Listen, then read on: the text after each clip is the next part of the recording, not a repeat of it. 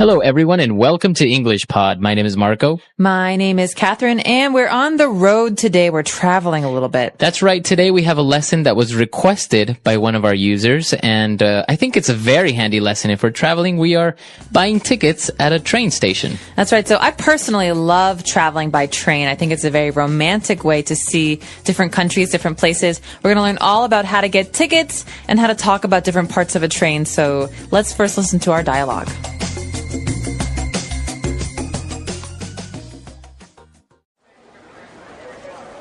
Hi, I would like to purchase a one-way ticket to Brussels, please. Certainly, sir. This is our train schedule.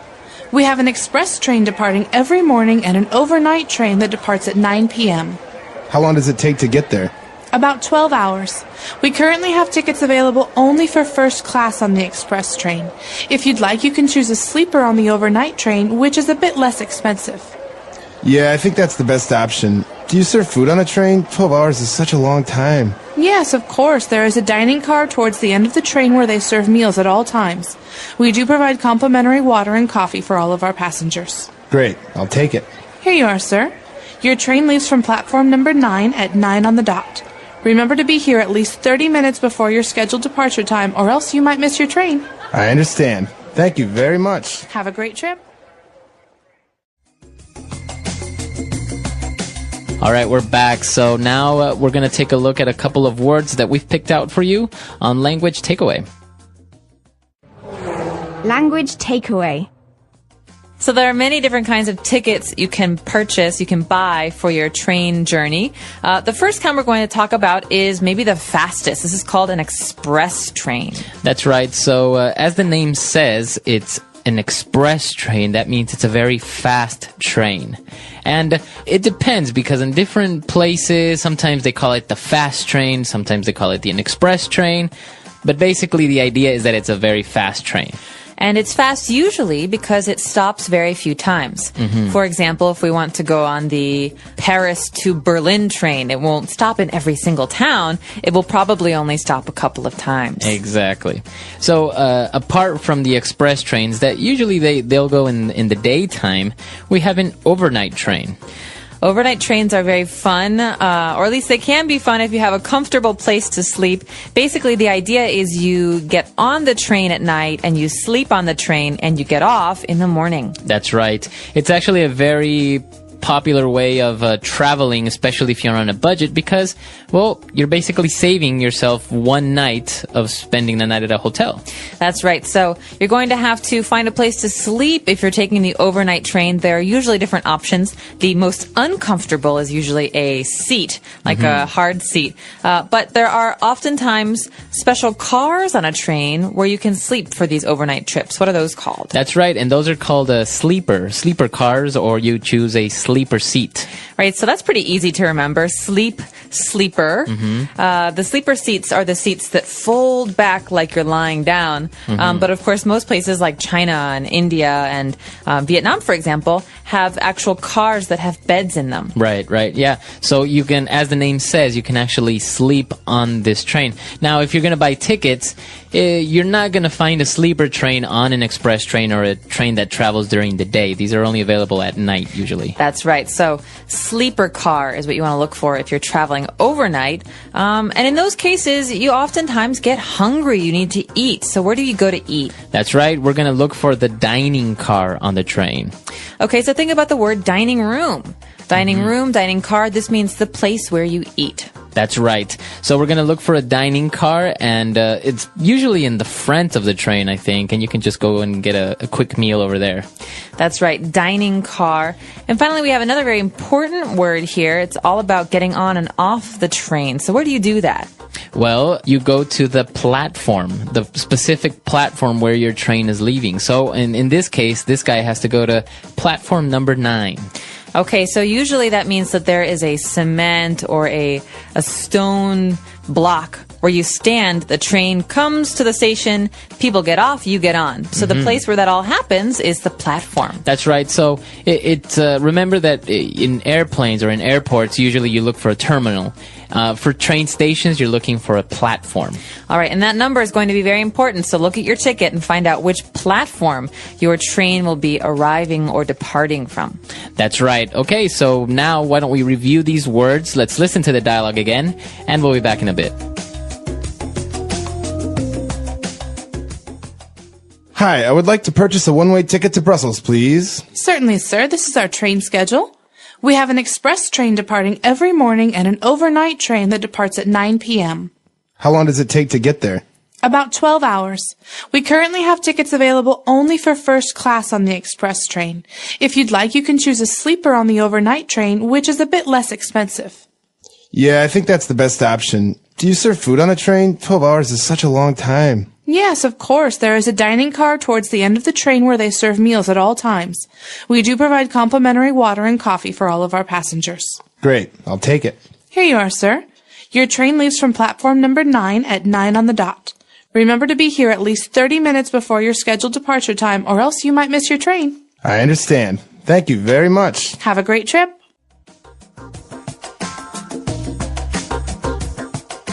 Okay, so we've got some really great phrases today on Fluency Builder. Not that many of them, but they're very useful. The first one is a kind of ticket you can buy. That's right. We're looking for a one-way ticket to Brussels. Okay, so a one-way ticket means you go to Brussels, but you don't come home. Maybe you have a flight later, or you have a car waiting for you. You don't need a return ticket on that train. One-way ticket is the opposite of a round-trip ticket. That's right. So usually, for example, if you live in New York and you're going on vacation, you're going to buy a round-trip ticket because you need to go back to your city. But in this case, we're getting a one-way ticket, so we're just buying a ticket that'll only take us there. It's not going to bring us back. Okay, one-way ticket.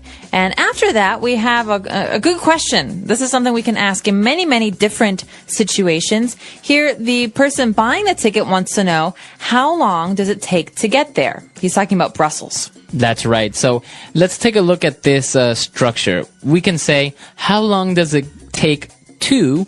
And then we can add another verb there. So, for example, we want to know the amount of time it is going to require. For example, here we are asking, how long does it take to get there? In this case, to Brussels. We are asking how much time is needed to go to Brussels. But what if we change the last part? Well, there's anything. We could say anything here. We could say, how long does it take to bake a pizza? Or, for example... Marco, how long does it take for you to do your hair in the morning?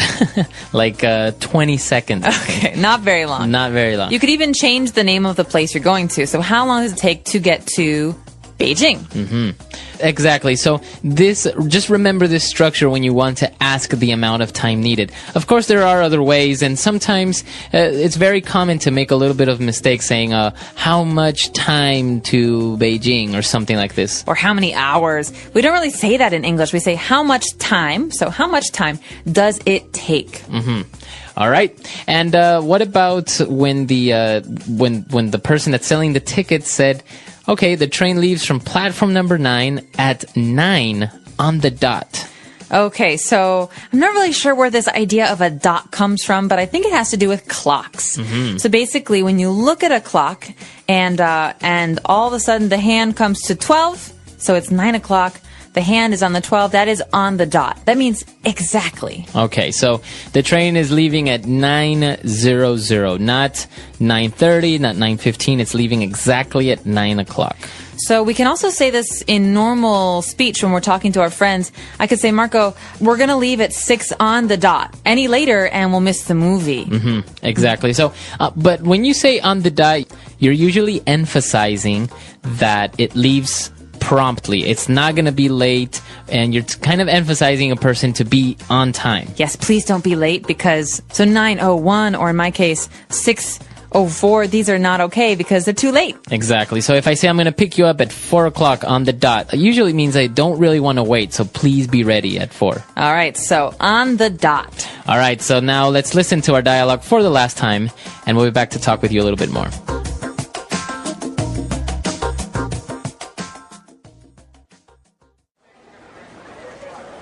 Hi, I would like to purchase a one-way ticket to Brussels, please. Certainly, sir. This is our train schedule. We have an express train departing every morning and an overnight train that departs at 9 p.m. How long does it take to get there? About 12 hours. We currently have tickets available only for first class on the express train. If you'd like, you can choose a sleeper on the overnight train, which is a bit less expensive. Yeah, I think that's the best option. Do you serve food on a train? 12 hours is such a long time. Yes, of course. There is a dining car towards the end of the train where they serve meals at all times. We do provide complimentary water and coffee for all of our passengers. Great, I'll take it. Here you are, sir. Your train leaves from platform number 9 at 9 on the dot. Remember to be here at least 30 minutes before your scheduled departure time, or else you might miss your train. I understand. Thank you very much. Have a great trip.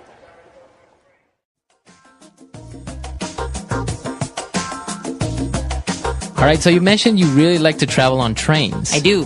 Why is that? Well, I like that trains are kind of slow. So many trains are slow. Some trains, as we said, like express trains are faster. But if you're traveling in a new place, it's a wonderful way to see the country.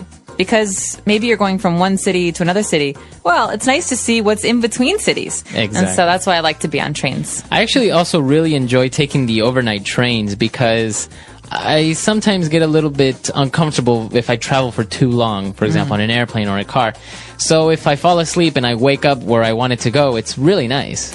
Well, and I think it's nice also to be kind of rolled asleep, lulled asleep Exactly. by the train. Have you had any very memorable train experiences? Traveling around, I have met some interesting people, and actually they, local people, so they start talking to you and really curious because obviously you're a foreigner in their country and try to get to know you and maybe even give you a little bit of advice. And if you don't speak the language, it's even a little bit more interesting because you're trying to communicate and you pick up a lot of words. That's true. I actually heard some really interesting stories from people who took the Trans-Siberian Railway from Beijing to Moscow. They said the more vodka you drink, the more foreign languages you speak. So I don't know if any of our users have done that. You guys should let us know if you have any fun train travel experiences. At the train station, arriving at the station. When people need to travel by train, they first arrive at the train station. The station is a busy place where people come and go. Some people are traveling to another city, and some are coming back home. When a person arrives at the train station, they need to check the train schedule. The schedule shows the time when each train will leave and arrive. It also shows the platform number where the train will be. At the station, there are many signs to help people find their way. There are signs for ticket counters, waiting areas, restrooms, and exits. If someone does not know where to go, they can ask for help. Many train stations have information desks where workers can answer questions. Some people buy their train tickets online before coming to the station. Others buy tickets at the ticket counter or from a ticket machine.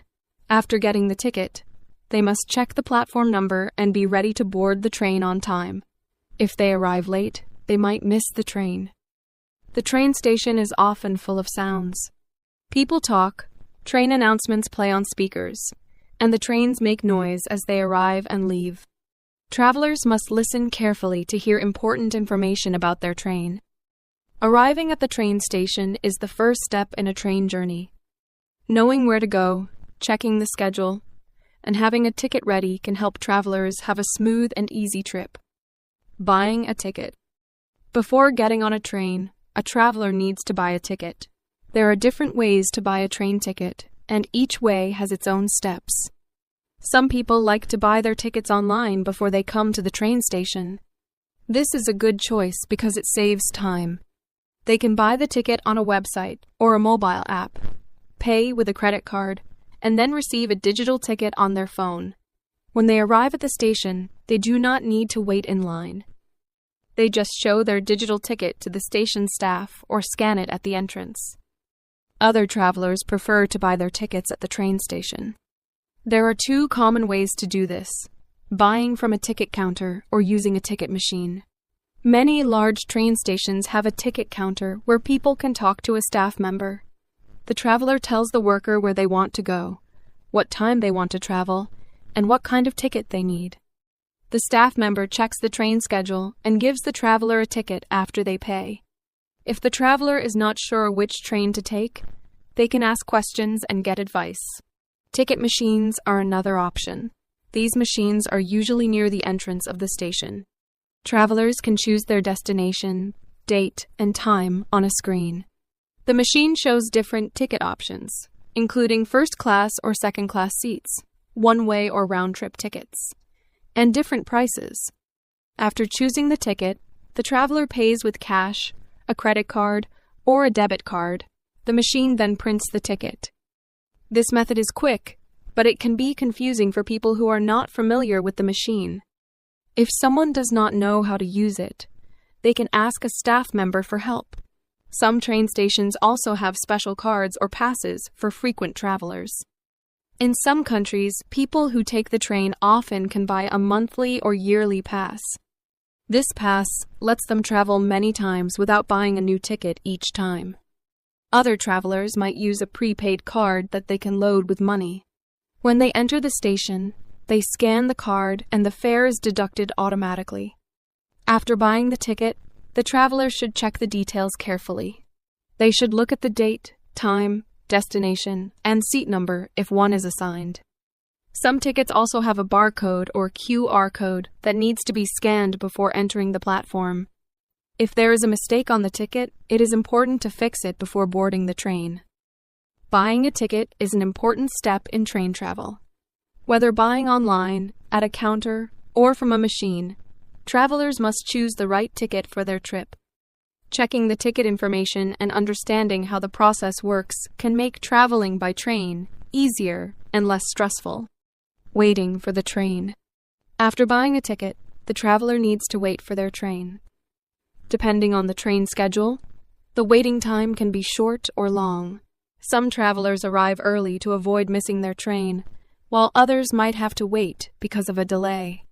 During this time, passengers need to be aware of their train's departure time, platform number, and any announcements about changes. Most train stations have a waiting area for passengers. In smaller stations, the waiting area might be just a few benches, but in larger stations, there can be a big hall with many seats. Some stations even have special waiting rooms for people with first-class tickets or passengers traveling long distances. In cold weather, indoor waiting areas help passengers stay warm, while in hot weather, air-conditioned waiting rooms can make the wait more comfortable. While waiting, passengers should keep checking the train schedule. Train stations usually have large electronic boards that show train departure times, destinations, and platform numbers. These boards update regularly, so travelers must pay attention in case their train's platform changes or if there is a delay. Some stations also make announcements over loudspeakers to inform passengers about train arrivals and departures. If a traveler does not understand the announcement, they can check the schedule board or ask a station staff member for help. Many travelers use the waiting time to relax or do other activities. Some people read books, listen to music, or use their phones to pass the time. Others buy snacks or drinks from shops inside the station. Large train stations often have small restaurants, cafes, or vending machines where passengers can get something to eat before their trip. Some people also take this time to use the restroom, withdraw money from an ATM, or buy something from a convenience store. At busy train stations, travelers need to be careful with their belongings. Many people move through the station, and it is easy to lose a bag or forget something. Passengers should keep an eye on their luggage and not leave their things unattended. Some stations have lockers where travelers can store their bags if they have a long wait before their train arrives. This is useful for people who want to walk around the station without carrying heavy bags. For passengers traveling with children, waiting can be difficult because young children may become bored. Some larger stations have play areas for kids, while others have family-friendly seating areas. Parents often bring small toys, books, or snacks to keep their children entertained. If a train is delayed, passengers need to be patient. Train delays can happen due to weather conditions, technical problems, or other reasons. In some cases, the station provides updated information about the new departure time. If a traveler is unsure about what to do, they can ask for assistance at the information desk. Waiting for a train is a normal part of train travel. It is important to stay alert, check for updates, and make good use of the waiting time. Whether reading, eating, or simply watching people move through the station, passengers